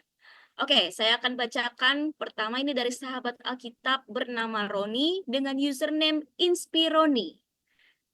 Saya Roni, thanks buat materinya, keren. Nah, mau nanya, yang pertama, wah 1 pertanyaan udah 3 pertanyaannya. Yang pertama, gimana kalau yang posting konten atau video itu ternyata mengandung informasi by caption dan dalam pengucapannya. Dan konten creator itu seorang hamba Tuhan. Ini terjadi berkali-kali. Nah, kata Kak Roni. Yang kedua, gimana kalau sudah diluruskan atau dikomen beberapa netizen dan dia nggak mau merevisi atau mengklarifikasinya? Yang ketiga, kalau berita yang berisi hoax secara umum itu gampang dicek. Nah, gimana kalau konten-konten rohani yang mengandung hoax? Laporinnya di mana? Bro Sony niat untuk buat aduan versi yang Kristen. Buat aduan yang versi Kristen. Oh, oke. Nanti kita bisa lihat jawabannya Kak Sony. Nah, pertanyaan yang kedua itu dari Kak Zevania Maestronella. Shalom Kak Sony, bagaimana jika penyebar hoax adalah seorang influencer yang memang ingin kontennya viral? Bagaimana menyikapinya? Ada ininya ya, ada penjelasannya. Di medsos, influencer ini melakukan pembunuhan karakter orang yang sebenarnya adalah korban. Netizen juga ikut-ikut menghujat sebagai orang Kristen, apakah sebaiknya balas dengan menyebarkan fakta atau biar Tuhan yang membalas? Atau bagaimana ya Kak? Biar Tuhan yang membalas itu gimana? Coba kita nanti dengar jawabannya Kak Sony. Nah, yang ketiga, ini pertanyaan terakhir ya pada sesi ini, Sydney Immanuela. Maaf, izin bertanya, bagaimana hoax digunakan dalam membentuk opini publik? Dan apabila opini publik ini sedang tren, sikap terbaik apa yang perlu dimiliki? Apakah diam saja lebih baik? Terlebih lagi apabila berita yang dipublikasi masih baru dan belum ada klarifikasi terkait kebenaran beritanya. Nah, berikut adalah 3 penanya yang sudah masuk dalam sesi questions dan answers. Kita persilahkan dulu Kak Sony atau Kak Amho untuk menjawab beberapa penanya ini. Silakan Kak Amho. Siap. Oke, saya akan coba jawab ya satu-satu ya. Jadi pertanyaan, saya sambil ngelihat pertanyaannya juga. Jadi memang kalau, nah ini yang jujur agak dilema ya Kak Roni ya. Apalagi yang memberikan itu masalahnya itu orang yang hamba Tuhan. Tapi sekali lagi ya saya selalu meyakini bahwa kesempurnaan hanya milik Bunda Dorce ya. Oh bukan, salah. Kesempurnaan hanya milik Tuhan gitu, dan hamba Tuhan pun bisa salah. Nah, memang ketika menemukan sosok-sosok yang panutan gitu, konten kreatornya itu adalah orang-orang yang punya followers banyak dan punya hamba Tuhan, dan itu adalah hamba Tuhan. Dan betul ini terjadi berkali-kali. Saya mungkin ya saya tidak usah menyebutkan inisialnya gitu ya, karena ada beberapa memang salah satunya pernah terjadi, dia membuat sebuah pernyataan di sebuah podcast yang itu melukai banyak sekali anak-anak muda, melukai banyak teman-teman Kristen, termasuk kan dia teman saya juga, termasuk di grup komunitas pun dia sempat dipertanyakan gitu keimanannya dia, padahal dia adalah influencer hamba Tuhan yang disayang. Nah itu tadi, jadi balik lagi bahwa memang sekali lagi tidak semua hamba Tuhan itu adalah orang yang suci gitu ya. Terkadang apa yang disampaikan itu memang sesuatu hal yang bisa saja salah gitu. Nah, sudah di komen nih, udah dilurusin nggak mau. Nah, kita perlu lihat juga. Saya sekali lagi saya tidak mau menuduh ya, saya tidak mau menghakimi, tapi biasanya ini yang terjadi ketika bicara konten kreator. Ketika dia menyampaikan berita, ya contoh lah misalkan saya gitu, saya membuat sebuah informasi yang bohong dan segala macam dan orang percaya dan itu diklarifikasi itu kebohongan. Kenapa saya tidak saya diam saja, saya tidak berubah? Karena maaf banget. Ada juga yang tujuannya cari duit. Karena kan semakin dia kencang, semakin dia naik seperti itu, engagement semakin gede gitu, semakin banyak. Itu kan jadi maaf balik lagi jadi cuan gitu. Nah sekarang kan balik lagi ke motivasinya. Kalau konten kreator biasanya akan melakukan itu, wah cuan nih, dia diam aja tuh, cuan. Nah kalau yang melakukan itu hamba Tuhan, nah saya nggak tahu motivasi di baliknya apa. Apakah dia sedang mencoba mencari tahu, misalkan mungkin ya kita positif aja. Misalkan pendeta Kenia gitu bikin satu kesalahan gitu. Nah dia udah di komen dia nggak ini ya, mungkin itu tadi yang saya bilang Pak Roni, bisa saja itu misinformasi bahwa sebenarnya itu sesuatu yang dia yakini itu benar dan mungkin dia punya faktanya dan dia mungkin punya sesuatu hal yang menurut dia benar dan dia bisa mempertanggungjawabkan itu. Nah memang yang harus kita lakukan ya harus face to face, kayak mungkin diajak ketemu, diajak diskusi bareng, pendekatan personal mungkin lebih baik ya. Termasuk salah satu teman saya itu, hampir akhirnya semua hamba Tuhan, teman-temannya dia, sahabat-sahabatnya dia itu ngomong ke dia pendekatan personal, please bro jangan bikin kegaduhan karena kami hamba-hamba Tuhan ini sedang mencoba menyelamatkan generasi muda, mencoba untuk menyelamatkan mereka, membimbing mereka, kemudian kamu tiba dengan statementmu yang akhirnya merugikan orang lain. Masalahnya adalah anak-anak kita ini adalah followersmu.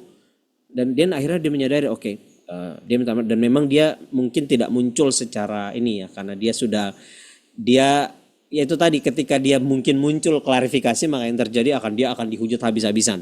Itu udah pasti. Apalagi netizen kita ini netizen yang hebat ya, netizen yang mahal luar biasa, hati-hati gitu ya, karena memang ketika mereka bersuara itu haters will be haters. Mau kita cuci kaki Yesus pun kalau memang dia haters, ujungnya pasti akan dibenci terus. Jadi memang yang harus kita lakukan ketika mendapatkan kondisi-kondisi seperti ini ya perlu pendekatan sih Kak Roni, memang perlu pendekatan secara langsung. Dan mungkin itu tadi kalau misalkan Kak Roni lihat, wah ini kok Kak Soni fakta Alkitabnya tidak sesuai ya. Nah bisa saja mungkin dia punya pandangan lain yang dia percayai gitu, dan ya mohon maaf gitu ya, itu kebebasan orang di sosial media itu juga ada batasnya. Ketika dia meyakini itu sebuah kebenaran dan dia punya data faktanya, ya dia bisa mempertanggungjawabkan itu. Nah itu yang susahnya di situ.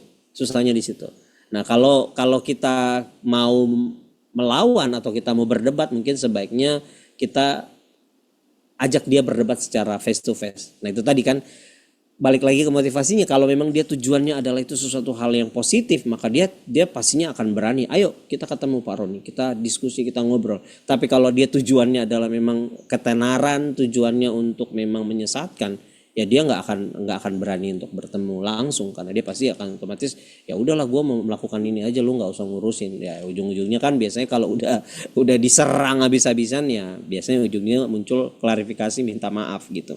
Jadi mau kita luruskan pun, kalau memang mau kita revisi pun dan itu pun ya itu tadi, kalau dia menganggap itu benar ya rada susah karena itu haknya dia. Paling dia ujung-ujungnya dia akan kasih komen begini, ya udah kalau lu nggak suka unfollow aja, nggak usah follow. Nah itu jeleknya di situ gitu. Jadi kita bisa lepas, karena tadi dikatakan kalau ini berita hoax mungkin bisa dicek. Nah kalau itu konten-konten rohani, laporinnya di mana?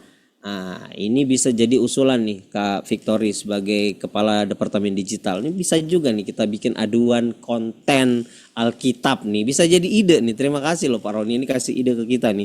Ini bisa kita buat nih tentang aduan konten ini.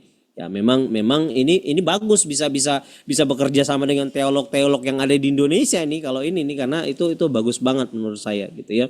Ya saya berminat sih, cuman mungkin bidang saya, talenta saya bukan di situ, atau mungkin Kak Roni bisa ikutan join kalau mungkin punya kompetensi di situ, bahwa bisa tuh ngobrol-ngobrol dengan Pak Victory sebagai kepala departemen digital, atau misalkan bisa kepikiran, oke, minimal kita buat grupnya dulu aja, komunitasnya dulu aja. Ketika ada tahu nggak teman-teman ini informasi ini benar atau tidak, nah itu salah satu cara yang bisa kita lakukan gitu. Jadi bagus banget, ini ide yang menarik untuk bisa kita lakukan gitu. Jadi sekali lagi, kalau Kak Roni menemukan hamba-hamba Tuhan atau konten kreator yang melakukan itu dan sudah ditegur berkali-kali dan tidak mau, ya balik lagi ya itu tadi Kak, kalau bukan mereka sendiri yang mau berubah rada susah. Apalagi kalau kita paham bahwa itu kebenaran yang benar-benar salah, ya kalau mau ada yang lebih ininya lagi, lebih ekstrimnya lagi, saya lupa namanya siapa ya, hamba Tuhan siapa ya, saya lupa.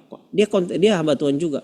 Dia ketika mendapatkan sesuatu, dia bikin di kontennya, dia bikin konternya dia buat, dan dia kasih tahu klarifikasinya dan lain-lain. Dan itu menurut saya sah-sah saja gitu ya, meskipun dia tidak menyebutkan nama ya. Saya melihat ada satu hamba Tuhan bilang begini ya, meskipun dia tongolin videonya habis itu ya, tapi dia klarifikasi, dan menurut saya itu satu hal yang bagus, karena mungkin dia sudah menegur orang itu dan orang itu tidak menerima, ya dikasih dalilnya, mungkin dia kasih bantahannya, itu juga sesuatu hal yang baik menurut saya bisa dilakukan gitu ya. Kemudian yang berikutnya, bagaimana jika penyebar hoax itu adalah seorang influencer yang memang ingin kontennya viral, bagaimana menyikapinya? Ya saran saya, kalau memang Kak Stefania merasa bahwa itu kayaknya sangat-sangat mengganggu, mending di report kali ya. Di report itu bisa juga kok. Di report aja bahwa ini kontennya memang konten-konten yang atau paling tidak ya keluar dari situ, nggak usah di follow lagi gitu. Karena memang benar ada banyak sekali influencer ini ya saya rasa arahnya Kak Stefania ini mengarah kemana gitu ya. Medsos influencer ini pembunuhan karakter gitu ya. Saya percaya bahwa ketika orang yang ini, yang balik lagi bahwa kita kan anak-anak Tuhan ya, percaya bahwa apapun itu ketika ada orang lain berusaha untuk menjatuhkan kita, tapi kalau itu memang kebenaran yang kita pertahankan, ya lihat saja hasilnya. Ya maaf tanpa bermaksud untuk mendiskriminasi atau apapun. Sempat viral lah, teman-teman juga tahu kan, ini pasti bukan rahasia umum gitu. Ada seorang konten kreator ya yang promosi, dan akhirnya promosi warungnya kemudian direview jelek oleh konten kreator yang lain, dan yang terjadi adalah itu tadi, akhirnya kebenaran itu terungkap. Jadi dia mencoba untuk mematikan karakter si konten yang satu ini, yang pengusaha ini, dan yang terjadi itu tadi akhirnya terbongkar semuanya dan lain-lain. Itu tadi efeknya akhirnya terbongkar. Nah si konten reviewer ini akhirnya mendapat sanksi sosial lah, dan akhirnya itu tadi bahkan dilaporkan gitu ya. Jadi hati-hati gitu. Jadi kalau misalkan kakak punya fakta yang memang melihat bahwa itu sesuatu hal yang itu yang saya bilang tadi, bikin aja Kak kontennya, sebarkan faktanya. Ini dasarnya, ini ada datanya. Ketika Sony bikin konten bahwa ini nggak benar ini gini, tapi Kak Stefania saya punya faktanya nih bahwa ini yang disampaikan bohong nih. Silakan sebarkan faktanya. Ini salah satu cara yang kita bilang konten memberkati. Kakak bisa ambil caranya gini, bisa diawali dengan, saya melihat salah satu konten kreator kalau misalkan tidak mau menyerang secara terang-terangan misalkan gitu, sebut saja, saya melihat ada satu konten yang mengatakan, misalkan saya bikin konten gitu bahwa telur dadar itu cukup satu kalau mau enak gitu. Terus Kak Stefania mengatakan bahwa itu bohong tuh, telur dadar nggak enak kalau satu, enak tuh dua. Ya udah Kak Stefania bikin. Saya lihat ada satu konten kreator bilang bikin telur dadar satu itu enak. Saya mau kasih tunjuk fakta teman-teman, datanya bahwa kalau kita bikin telur dadar itu dua, itu lebih enak, apalagi pakai sambal. Nah itu satu hal, itu bisa kita lakukan. Jadi jangan pakai, kalau istilah biar Tuhan yang membalas, ya jangan. Kalau Tuhan yang membalas itu ketika sesuatu hal yang mungkin sudah hal-hal yang saya takut salah ngomong lagi. Tapi kalau ini menyangkut sesuatu hal yang memang data fakta dan itu hoax, dan kakak punya datanya untuk mengcounter itu, silakan banget bikin kontennya, bikin counter gitu, lawan ya. Apalagi sudah menyangkut kayak contoh misalkan ada kebenaran-kebenaran Alkitab yang diposting dan itu diputarbalikan. Nah kakak tahu bahwa itu salah, tidak seperti itu konteksnya, tidak seperti itu kebenarannya. Bikin kontennya, kasih tunjuk faktanya, itu satu hal yang baik menurut saya yang harus dilakukan gitu ya. Kemudian Kak Sydney ya, maaf izin bertanya bagaimana hoax digunakan dalam membentuk opini publik dan apabila opini publik ini sedang tren, sikap terbaik apa yang perlu dimiliki? Apakah diam saja lebih baik? Terlebih lagi apabila berita yang dipublikasi masih baru dan belum ada klarifikasi. Benar yang itu ya Kak Kenia? Ya. Nah, memang kalau ada ya itu tadi ada satu informasi yang kita dapat. Balik lagi ke ini Kak Siti. Kalau misalkan kita perlu lihat siapa yang membuat itu. Siapa yang membuat itu? Dan kalau kita lihat rekam jejaknya, wah orangnya udahlah, orangnya ini memang kelakuannya seperti itu misalkan gitu. Ya saran saya sih tidak perlu di-follow ya, tidak perlu disebarkan gitu. Kalau perlu di-report gitu. Apalagi memang itu kejahatan-kejahatan atau pembiaran. Contoh misalkan gitu, ada konten kreator yang bikin konten bahwa dia mencoba untuk mengatakan bahwa dia punya satu lahan yang isinya maaf gitu ya.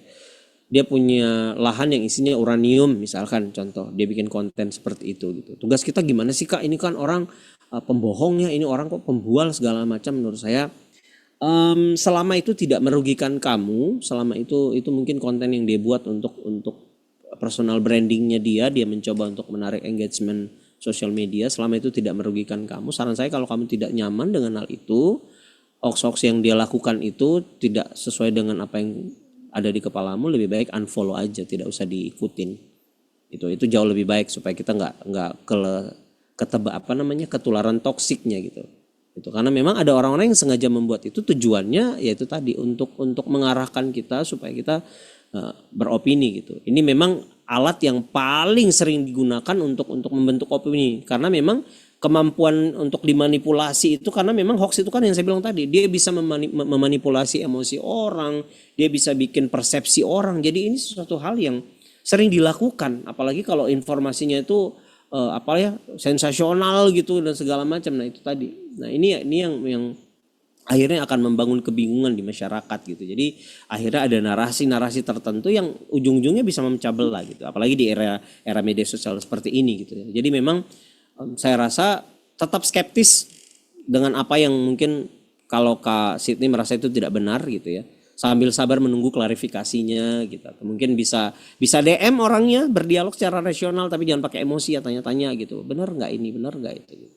Dan itu tadi. Jadi kalau memang sudah rasa itu ini kayaknya kebohongan deh, dan Anda punya fakta untuk melawan itu, jangan diem ya, jangan diem, lanjutkan, buat sesuatu hal yang bisa dipakai untuk menyebarkan fakta seperti itu.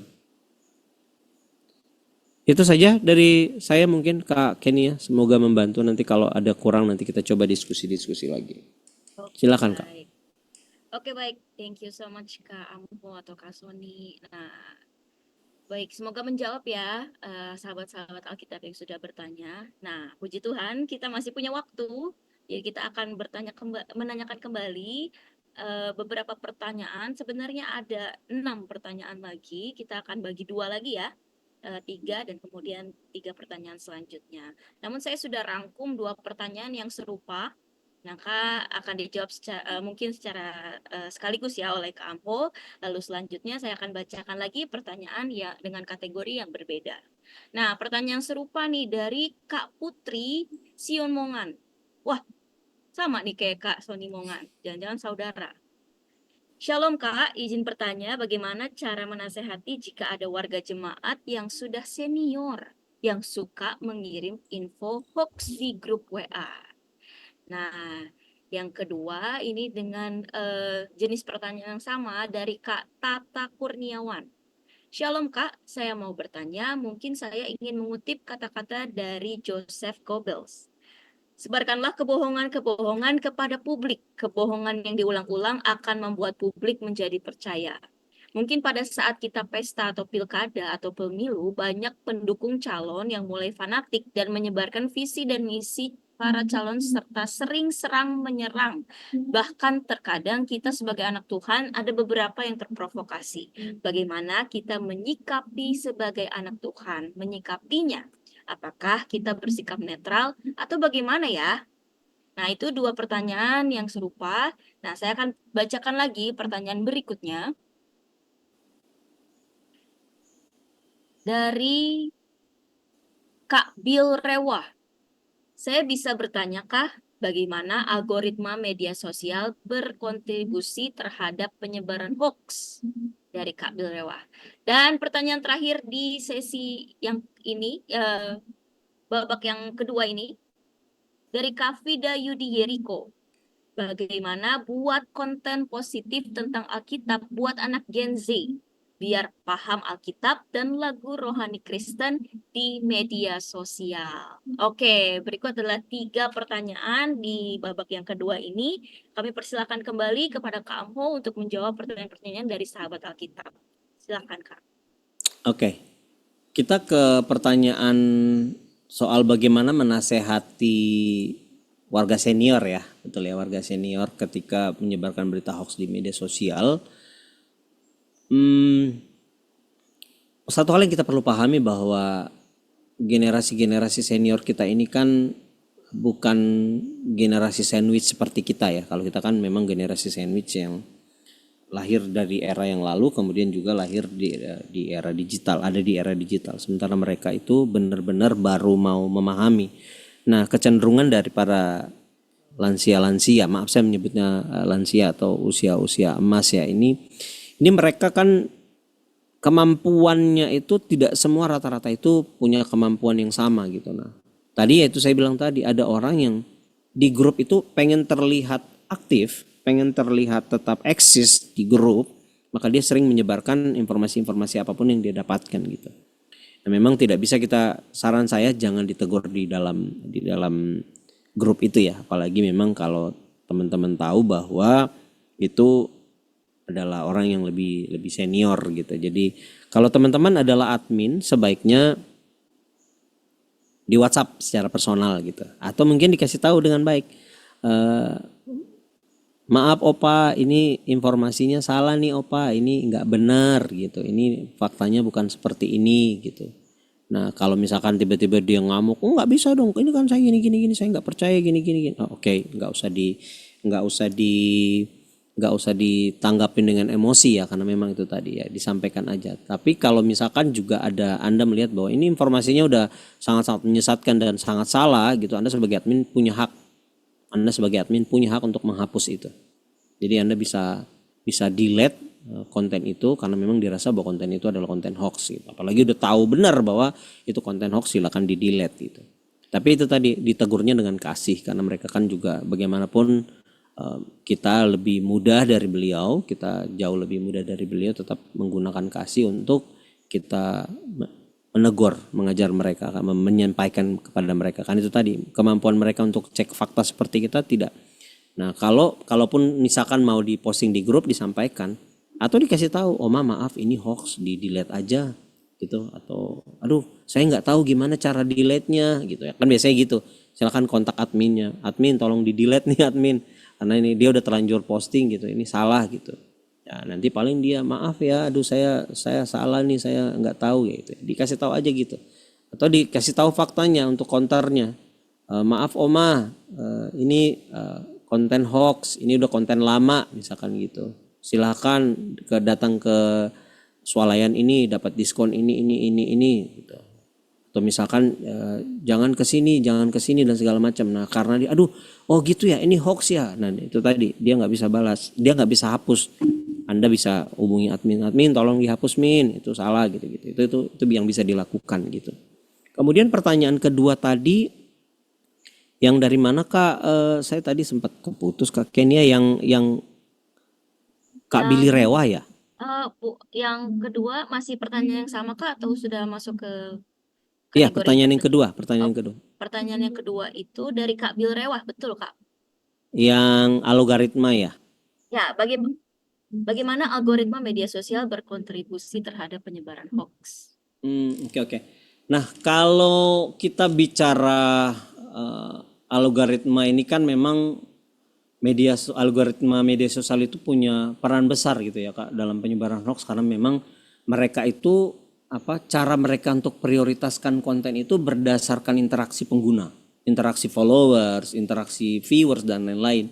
Nah, mereka bisa lihat itu dari popularitas konten misalkan gitu. Apalagi kalau yang tadi dibilang ya, yang buat itu adalah konten-konten influencer yang punya followers banyak, punya engagement besar. Nah, itu bisa lebih gampang gitu. Nah, ini kan kita lihat, mereka akan lihat nih algoritmanya itu. Oh, ini konten popularitas nih karena dilihat itu tadi interaksinya, like, share, komentarnya banyak gitu. Karena bisa saja mungkin mereka menggunakan buzzer atau mungkin memang akun-akun yang sengaja dibuat untuk itu, untuk mensupport itu. Dan itu akhirnya karena popularitas konten itu, akhirnya kontennya bisa diprioritaskan gitu. Jadi bahkan kalau kita bahkan meskipun itu dibilang hoax atau berita-berita bohong, ya itu tetap akan bisa jadi sebuah kebenaran karena itu tadi, karena popularitasnya, engagementnya gitu. Dan algoritma sosial media itu kan tidak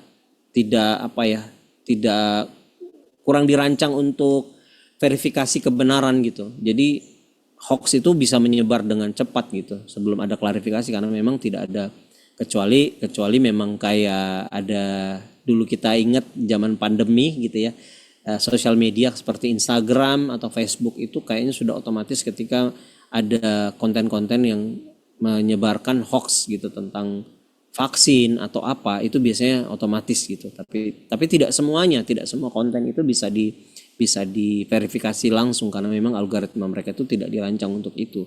Apalagi konten-konten yang memang sangat-sangat gampang disebarkan oleh konten kreator gitu. Jadi memang kayak mungkin ya tadi juga saya melihat ada pertanyaan yang sama gitu ya, hampir sama gitu kayak filter bubble, echo chamber gitu, itu ini konten-konten itu bisa sesuai dengan preferensi penggunanya gitu. Jadi kayak ada yang melihat itu akhirnya orang-orang yang memang mendukung mereka gitu, bahwa ini adalah benar, apalagi ya rata-rata itu tadi followersnya. Makanya kita belajar ketika menjadi orang Kristen, ketika bermedia sosial, jangan hanya sekedar jadi followers, tapi kalau bisa kita jadi murid gitu. Kenapa? Karena kalau followers itu mau idola kita atau yang kita follow itu bikin salah pun, kita akhirnya tetap ikut-ikutan membenarkan karena kita atas dasar empati gitu. Padahal sebenarnya itu hal yang salah. Tapi kalau kita seorang murid, kita benar-benar mengasihi mereka ketika mereka melakukan itu salah, ya kita tegur, kita beritahu bahwa ini adalah hoax dan segala macam. Seperti itu. Kemudian yang ketiga tadi yang mana ya Kak? Bagaimana buat konten positif tentang konten Alkitab positif ya. buat anak Gen Z biar paham Alkitab dan lagu rohani Kristen di media sosial. Oke. Nah, kalau saya melihat bahwa membuat konten untuk anak Gen Z sebenarnya ini salah satu hal yang juga bisa jadi inspirasi. Kalau saya memang kontennya kebanyakan yaitu ya balik lagi, pertama kali yang kita harus cari adalah personal brandingnya Kak. Cari tahu dulu kekuatan kakak itu di mana gitu. Kayak saya contohnya gitu. Saya kalau bikin konten serius tentang firman Tuhan, yang nonton cuma 200, 300. Tapi ketika saya membuat konten itu dalam bentuk komedi, yang nonton banyak, yang nonton rame. Oh, akhirnya ternyata saya bisa melihat, oh ternyata engagement saya, ternyata follower saya itu lebih senang saya bikin yang lucu-lucu. Nah, itu satu penting. Kemudian kalau Gen Z itu kan mereka lebih cenderung melihat mereka kan FOMO ya, ada juga istilah FOMO ya mereka. Nah, kakak bisa mereview itu dari situ, lihat apa yang sedang tren. Nah, ini memang jujur jujur jadi dilema saya ketika ditanya pertanyaan seperti ini, karena kalau misalkan tujuan kita memang kan tujuannya mau engagementnya banyak, mau dilirik orang, tentu kita harus mengikuti algoritma dari sosial media gitu. Nah, kebanyakan ya puji Tuhan sekarang sudah ada ya, tapi memang kebanyakan lagu-lagu yang disiapkan oleh sosial media untuk bisa mendapatkan engagement lebih besar itu rata-rata lagu sekuler. Ada juga lagu-lagu rohani kayak praise the Lord. Nah, itu ada juga banyak, termasuk lagu Ocean itu banyak dipakai di konten-konten sekuler loh, padahal itu lagu rohani. Nah, itu tadi. Kalau memang tujuannya untuk menarik engagement Gen Z, ya memang kita harus pakai lagu-lagu yang memang sudah ya dilihatlah lagu itu yang bikin reels pakai lagu itu berapa banyak. Kenapa? Karena pasti itu Kak, tujuannya untuk itu. Itu pasti akan lewat ke beranda mereka, apalagi kalau mereka suka dengan lagu itu. Ya memang agak agak ambigu ya. Saya jujur agak suka dilema kalau isinya sih tentang firman Tuhan gitu ya. Tapi lagunya itu lagu-lagu sekuler gitu ya.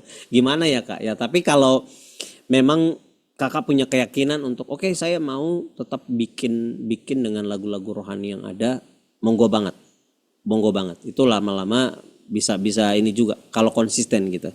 Karena memang ya itu tadi untuk buat ke Gen Z ini kan generasi yang kita perlu lihat apa yang menjadi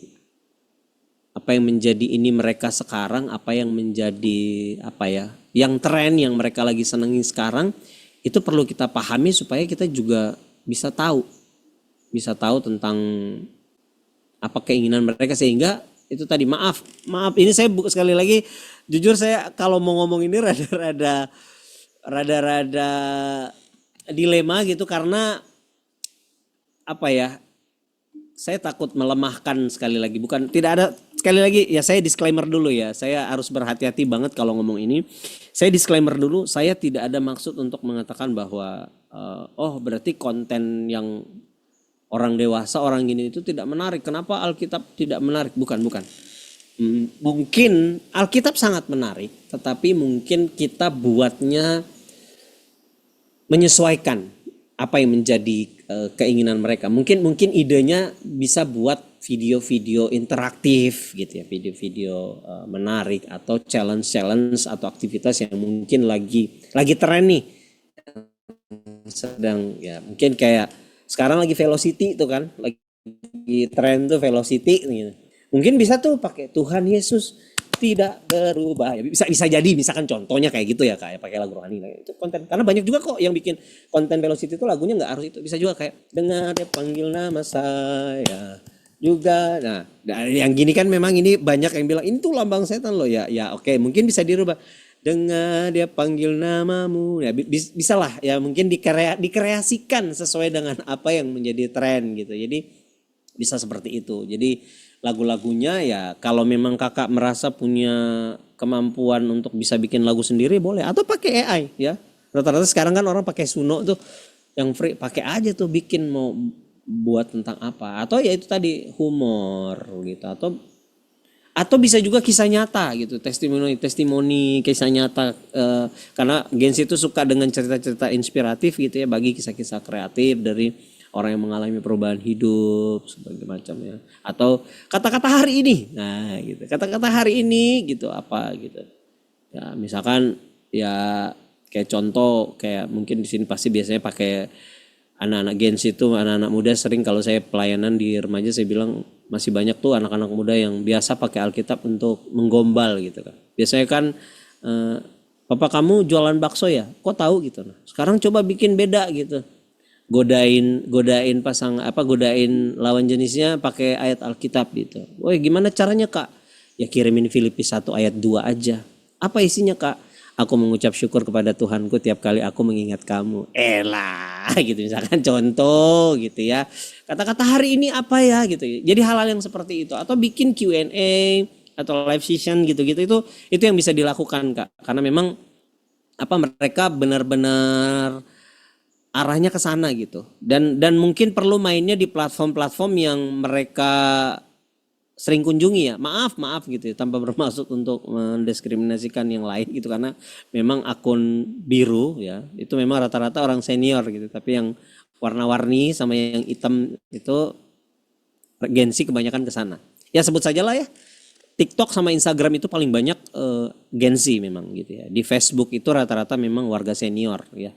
Warga-warga senior, karena ya di sana mungkin kita jarang melihat Pak Laksono di Instagram gitu, tapi kalau di Facebook dia aktif karena memang teman-teman seangkatannya beliau di sana gitu kan, karena Pak Laksono itu kan salah satu penggagas kemerdekaan Indonesia Pak Laksono ya.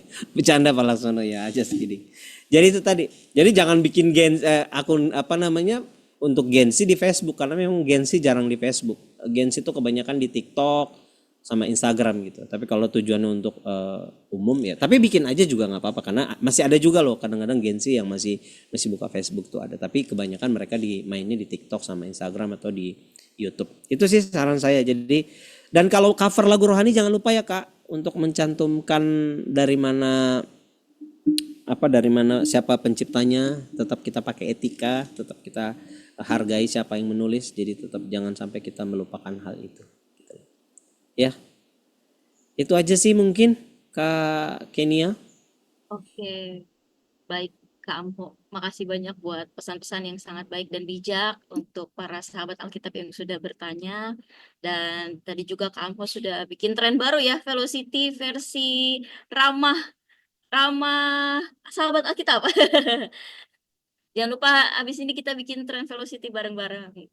Kak Kenia, sorry Kak Agnes mulu di otak saya ini. Kak Kenia, silakan Kak Oke. Kenia. Oke, baik. Terima kasih banyak Kak Amho sekali lagi atas materi-materi dan juga jawaban-jawaban yang sudah diberikan kepada sahabat Alkitab yang sudah bertanya. Tentunya ini sangat menginspirasi kita semua ya. Dan mulai dari hari ini kita juga bisa mulai bijak menanggapi berbagai berita yang masuk ke dalam satu komunitas kita ataupun media sosial kita. Oke. Dan terima kasih juga untuk sahabat Alkitab yang sudah antusias bertanya dan berinteraksi sepanjang webinar pada hari ini. Dan juga masukan-masukan yang sangat baik. Nanti kita akan lihat bagaimana kita akan menindaklanjuti berbagai masukan dari sahabat Alkitab untuk program-program di masa depan. Dan ini juga saya akan meng-highlight pesan dari Pak Victory. Lembaga Alkitab Indonesia juga ada program menjadi content creator ya. Dari mulai menulis konsep, syuting, video editing, dan lain-lain sampai publishing. Nah, mari kita bergabung di WhatsApp grup komunitas digital Lembaga Alkitab Indonesia. Di situ kita akan share info kegiatan online atau onsite di berbagai kota di Indonesia. Dan juga untuk sahabat Alkitab yang tertarik untuk ikut digital literasi kembali, bisa mengikuti kegiatannya Kak Amho dan juga Lembaga Alkitab Indonesia di masa depan. Juga jangan lupa untuk kunjungi website Lembaga Alkitab Indonesia di alkitab.org.id dan juga sosial media Instagram Lembaga Alkitab Indonesia @Lembaga Alkitab Indonesia. Di situ sahabat Alkitab bisa mendapatkan informasi yang banyak mengenai program-program dan kegiatan-kegiatan serupa dari Lembaga Alkitab Indonesia. Dan di masa depan juga kita akan berkolaborasi kembali sama Kak Amho. Oke. Baik, sekali lagi terima kasih untuk pertanyaan dan juga materi yang sudah menginspirasi kita semua pada hari ini. Sekarang